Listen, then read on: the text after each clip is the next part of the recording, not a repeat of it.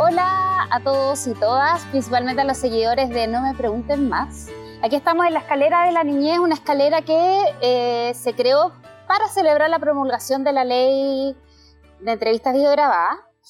Y estamos junto a la jueza Nora Rosati del Segundo Tribunal Oral en lo Penal de Santiago. Sí.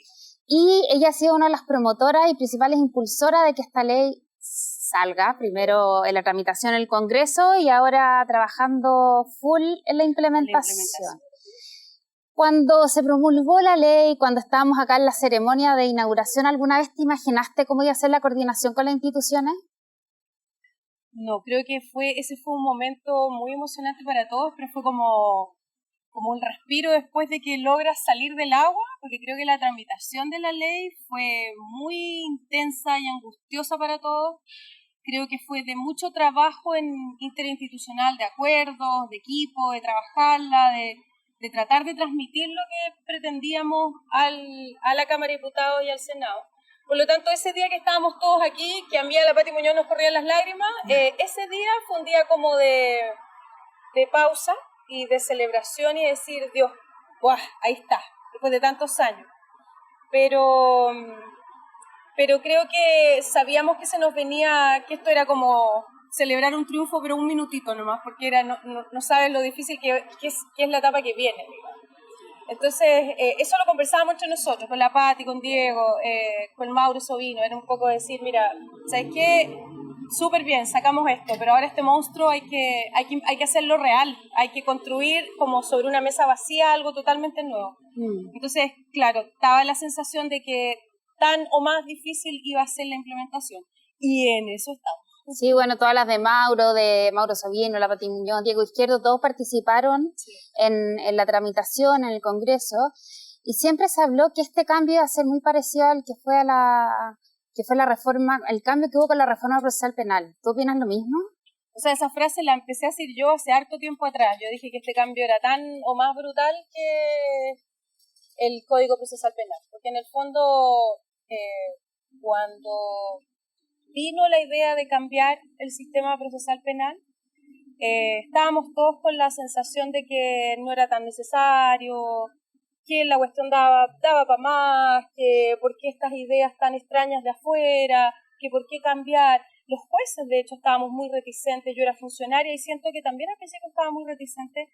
Y bueno, estaba todo lo que está presente ahora, el miedo al cambio, la costumbre de hacer las cosas de la misma forma, y mucho temor a si íbamos a ser capaces de cambiar todo. Y creo que de alguna forma la ley de entrevista videograbada, tiene todos esos componentes. Yo decía que era el cambio más brutal desde la reforma procesal penal, porque nunca desde la reforma ha habido una obligación de cambiar tan intensa como esta, intensa en cuanto a la cantidad de cosas que vamos a cambiar, intensa en cuanto a la calidad de aquello que vamos a tener que incorporar y al estándar sobre el cual vamos a tener que trabajar.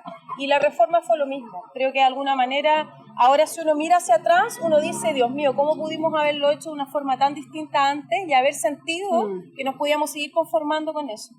Creo que la ley, años más adelante, cuando ya le hayamos perdido el miedo, cuando el sistema ya vaya dando sus frutos, y ya después de varios primeros años de batalla, digamos, de litigación en relación a la ley, creo que vamos a mirar hacia atrás y vamos a querer más. Y vamos a decir, Dios mío, ¿cómo tratábamos a los niños antes de la ley?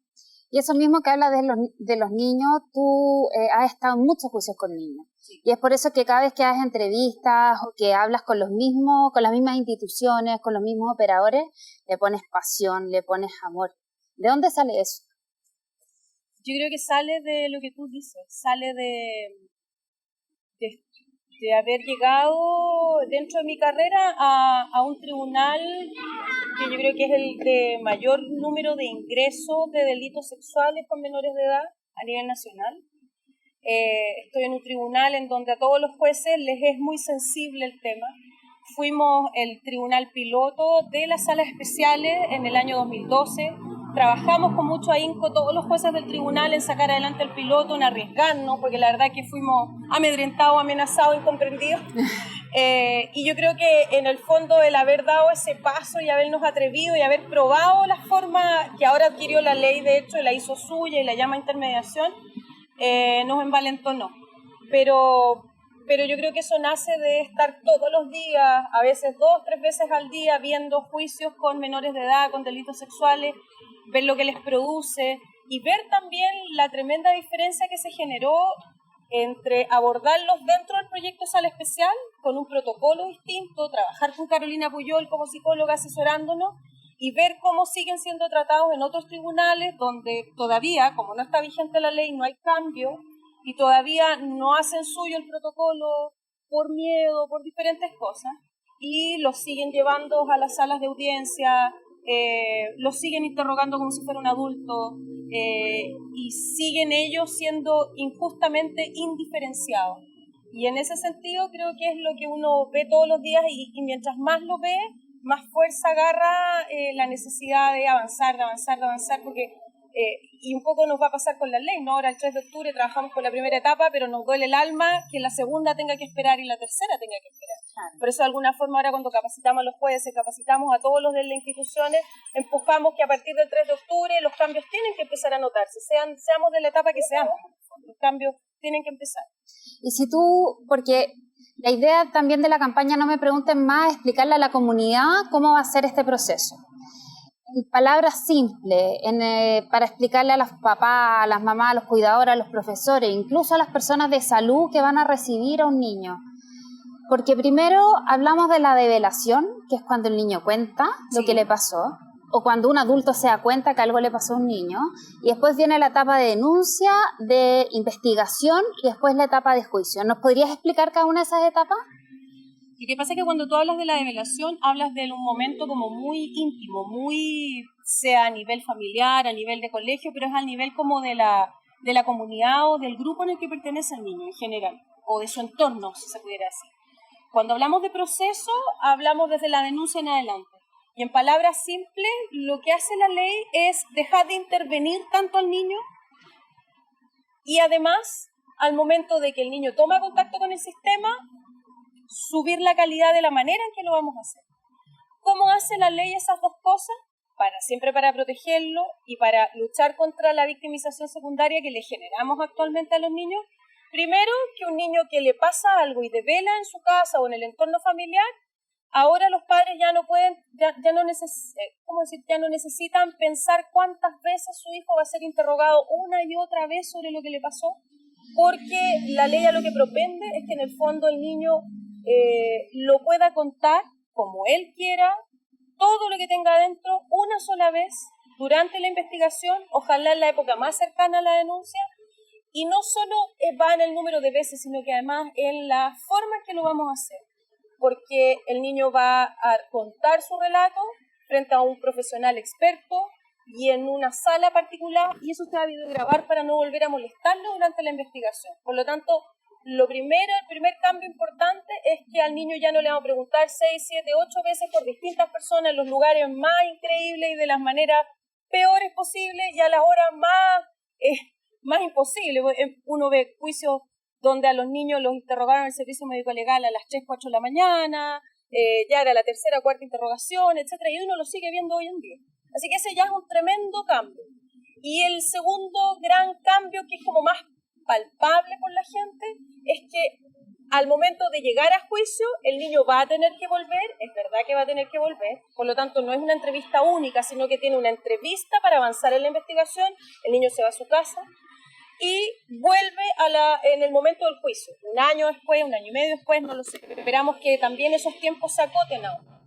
Y en ese momento nunca más un niño va a estar en una sala de audiencia, una víctima, siendo tratado como un adulto, sin ayuda, y además enfrentando todos los comparecientes a un juicio, sino que va a ser también en una sala especial, con un sistema de abordaje, con un método que la ley llama intermediación, y por lo tanto ahí ya hay otro segundo gran cambio.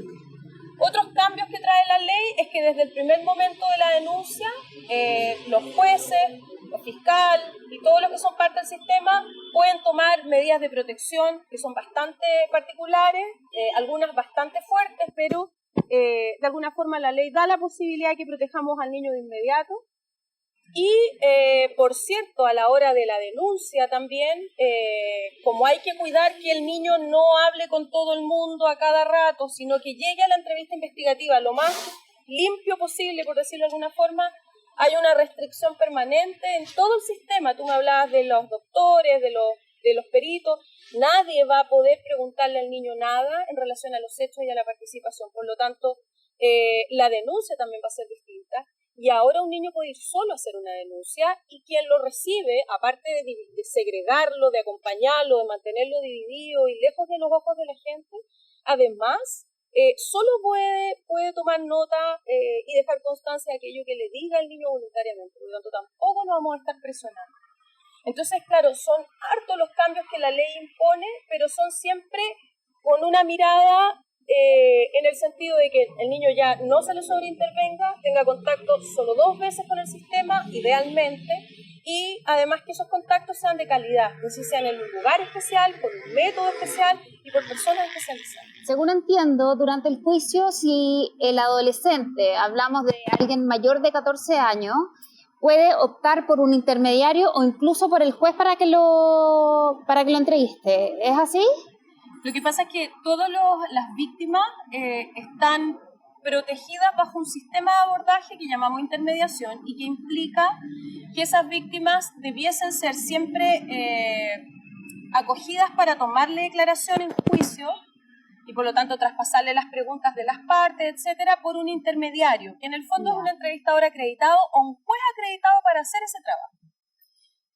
La opción a la que tú aludes es una opción del adolescente víctima de 14 a 18, por tanto, que decide, porque está en otra etapa de desarrollo evolutivo distinta de un niño menor de 14, y eso la ley se lo reconoce, su poder de decisión en ese respecto, renunciar a esta protección adicional que significa que quien lo enfrente sea alguien especializado.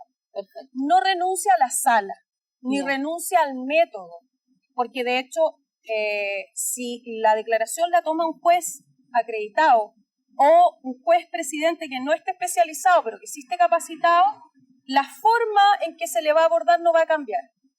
Pero sí se reconoce de que por su mayor edad y por lo tanto sus mayores capacidades cognitivas, emocionales, etcétera, puede decidir llamar al juez presidente o a uno de los jueces, a uno de los 3, para que ellos le tomen la declaración en vez del entrevistador o el juez acreditado. En este caso, si es un juez acreditado, da lo mismo, porque es juez. Pero pensando en que es un entrevistador acreditado de otra institución, sí hay un cambio ahí.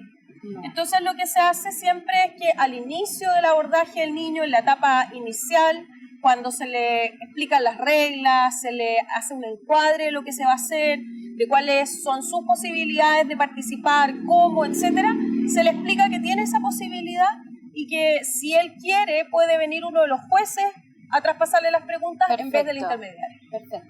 Pero es porque eso es como una renuncia a un plus de protección. Ya. Y ahora lo bueno es que el niño o el adolescente nunca va a enfrentar al imputado. No. Nunca lo va a ver. O sea, eso ya se acaba también. Eso ya se acaba. En el caso de las víctimas, obligatoriamente siempre van a estar aislados en la sala especial. Perfecto. En el caso de los testigos, que la ley también dispone protección para ellos, si son testigos menores de 14 años, también van a ocupar sala especial. Perfecto. Mismo método, eso es un acuerdo interinstitucional. Lo único que quien va a entrar a hablar con ellos es un juez no necesariamente acreditado, puede no estarlo. ¿Ya? Pero los jueces, por eso los estamos capacitando a todos para que todos tengan la posibilidad de saber bien cómo lo deben hacer y que practiquen un poco también para eso.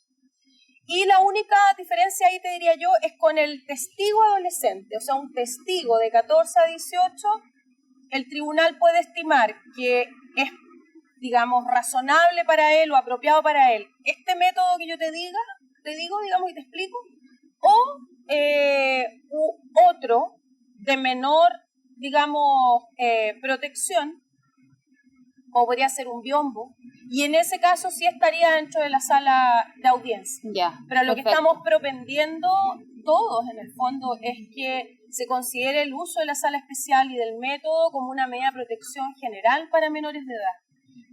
Y eso estamos abogando al momento de las capacitaciones. Pero todo va a depender, en ese caso en particular, de las características del hecho, del niño, lo que se pida, etc. Ya. ¿Cómo ves al Poder Judicial con todo esto? Porque al principio, como todos los cambios, siempre hay reticencia, hay mucha gente que está en contra. ¿Cómo ha sido el proceso? ¿Cómo lo has ido viendo tú, el cambio? Porque es un cambio de paradigma finalmente. O sea, va a cambiar el sistema, como hablamos antes, un cambio como fue la reforma procesal penal. ¿Cómo has visto tú la reacción de los jueces y juezas mientras se van enterando de lo que significa esta ley y del objetivo de la ley, que es evitar la victimización secundaria? Mira, yo creo que como en todo y en todos y en todas las instituciones hay jueces más entusiasmados, menos entusiasmados, con más miedo, con menos miedo, y desde el miedo a lo mejor más reticentes o menos reticentes que otros. Obviamente es un desafío enorme para los jueces, como lo es para carabineros, para las policías y para la fiscalía, y para la defensoría, por cierto, también. Como he visto yo, creo que lo veo como un proceso en el que igual hemos ido avanzando. O sea, si yo te cuento lo que pasaba hace años atrás con el proyecto de sala especial, creo que había bastante reticencia. Esto era como muy raro, muy salido como de una cabeza hippie, así como muy extraño. Ahora ya algo se sabe de la ley, y por lo tanto muchos jueces tienen el interés de entenderla, de saberla, de capacitarse. Y de hecho nos ha llamado la atención que una buena mayoría, no te voy a decir todo el 100%, porque siempre hay gente que se queda como un poco más atrás en los cambios, pero una buena parte de los jueces de primera fase están con mucha energía, muy contentos. Tenemos muchas solicitudes de jueces de primera instancia para acreditarse como intermediarios, por lo tanto los cursos de formación inicial que habíamos pensado que iban a estar bien difíciles de llenar, claro. Al contrario, tenemos mucha gente interesada. Y nos han empezado a escribir jueces de otras etapas que se enteran por colegas que ya están preparándose. Por lo tanto, en eso te diría yo que lo estamos viendo con harta esperanza, muy contentos de ver que hay una llama ahí de interés. Y no solo interés en aprender esto como una capacitación básica, sino que de muchos jueces de tomarlo de mano propia. En el fondo decir, yo quiero ser parte de este cambio, claro. Me voy a acreditar y voy a trabajar con los niños en sala especial. Y eso incluye también una voluntad adicional, porque eso significa más trabajo que no necesariamente, o sea, no va a significar ni más plata ni un ascenso, sino que simplemente es más trabajo por querer participar. Y eso te diría yo que marca una gran diferencia entre cómo partimos con el proyecto Sala Especial hace años atrás a cómo estamos partiendo con la ley ahora en lo que es intermediación. Y en el mismo sentido se están abriendo a entender la entrevista investigativa, a escuchar a los expertos, a sacarse ciertos, de alguna forma, te diría yo, prejuicios en la cabeza de lo que puede o no puede un niño hacer. Y por eso la capacitación de los jueces está a cargo no solo de abogados, sino que te diría yo que mayoritariamente de psicólogas expertas en el tema.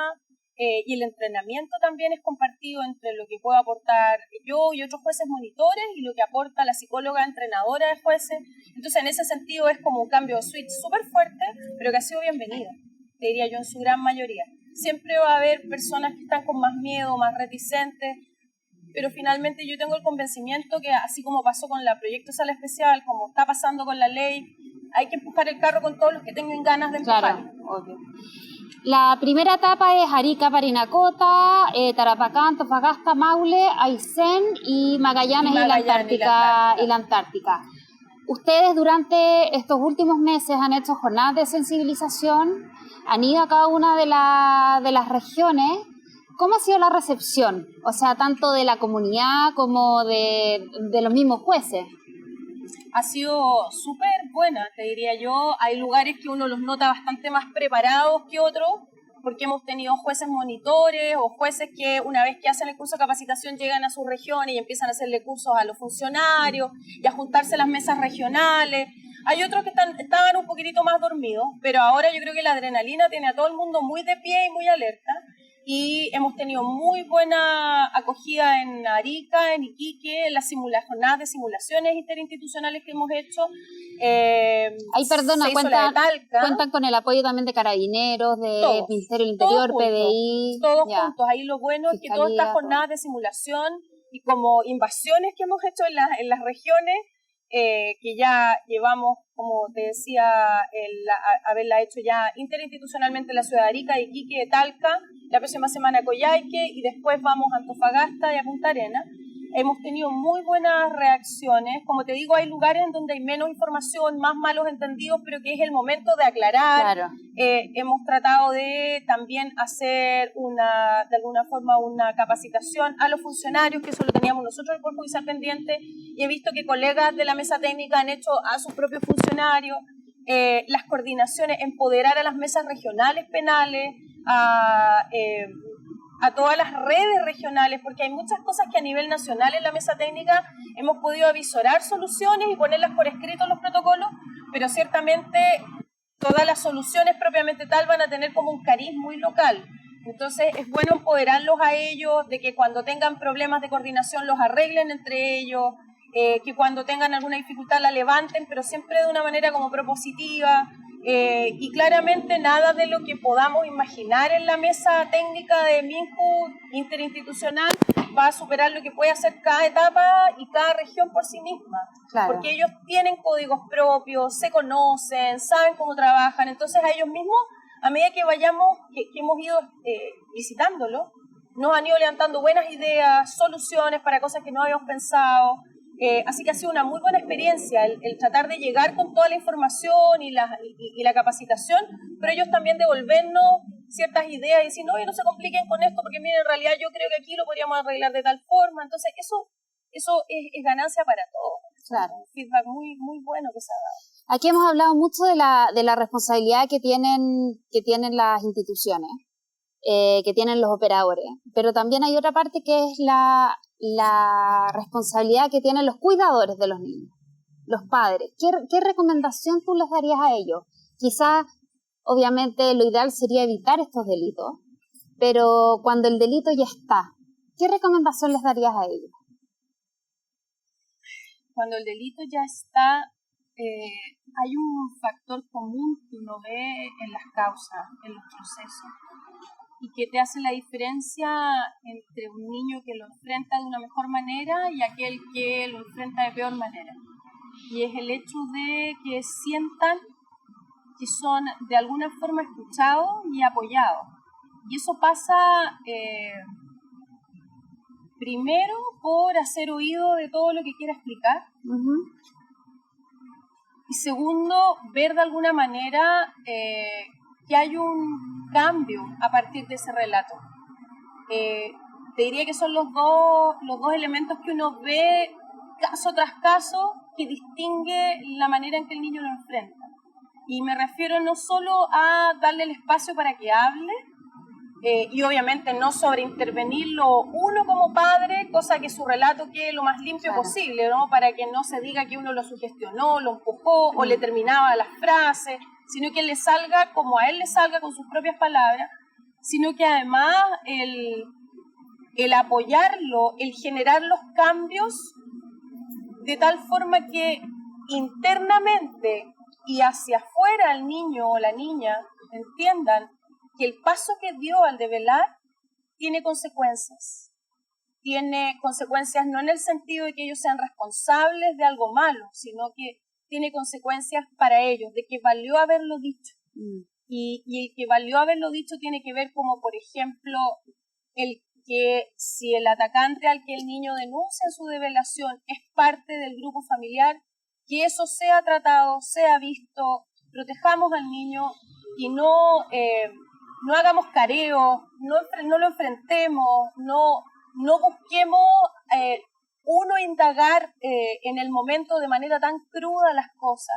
Y además que el niño vea que hay un cambio, si fue el tío, si fue un primo, etcétera, finalmente que vea que hay una reacción familiar para alejar a esa persona y protegerlo a él. Yo te diría yo que es algo que uno ve muy seguido, que no siempre se hace, y cuando no se hace, el niño se desestabiliza, se retracta, hay una serie de cuestiones que van a ir pasando. Y lo otro, externamente. O sea, si el niño está dispuesto a hacer una denuncia, a saber qué puede pasar con lo que dice, darle también el apoyo, porque eso también pareciera que para muchos niños es parte de la reparación, el ver que me creen y el ver que una vez que yo me atreví a decir lo que me pasó, se genera un cambio en mi entorno, claro, que me refuerza que lo que yo dije, que la vergüenza que pasé, que el exponerme de esta manera tuvo un sentido. Te diría que eso es lo que uno más ve, que es lo que produce una diferencia entre la manera en que llega un niño que sí sintió que lo tuvo y aquel que no. Cuando llegan las familias divididas, cuando al niño lo enfrentaron al vecino, cuando al niño lo desestabilizaron tanto que finalmente empieza a dudar de sí mismo. Te diría yo que es como lo que más pediría tener ojo. No es fácil, porque obviamente estamos hablando de delitos que atentan derechamente contra nuestro sentido común, contra nuestra confianza, contra todo aquello que creemos súper firme, súper claro, los cariños más comprometidos y por lo tanto el que a uno le digan de buenas a primeras que X persona de la familia o del entorno tuvo que ver en algo así, por cierto que merece duda, rechazo, etcétera, sobre todo cuando pensamos que los niños inventan, fantasean, etcétera, etcétera. Por eso de alguna forma hay que como salirse de eso y ver si el niño finalmente tiene la posibilidad de decirlo con tranquilidad y uno, de alejarlo de todos aquellos factores que lo desestabilizan y que lo van a hacer sentir que su revelación fue vacía, no tuvo sentido y salió perdiendo. Claro. Bueno, y para finalizar, yo creo que también es importante que las familias se informen, ¿cierto? Sí. Que sepan cómo va a ser el proceso. Y bueno, uno de los movimientos ciudadanos que estamos haciendo esta campaña, No Me Pregunten Más. Así que esto va a salir en todas las redes sociales. Esperemos que la gente lo viralice y también va a haber información súper clara en la página www.nomepreguntenmas.cl. Vamos a relanzar esta campaña, ya la estamos relanzando y bueno, ya esa es la idea. Y te agradezco, Nora, por estar acá en la escalera. La escalera que le tengo tanto cariño yo. Sí, y que también significa mucho porque es la protección, el dragón protector de los niños. Sí. Así que te agradecemos por habernos acompañado esta vez. Gracias a ti, Patricia.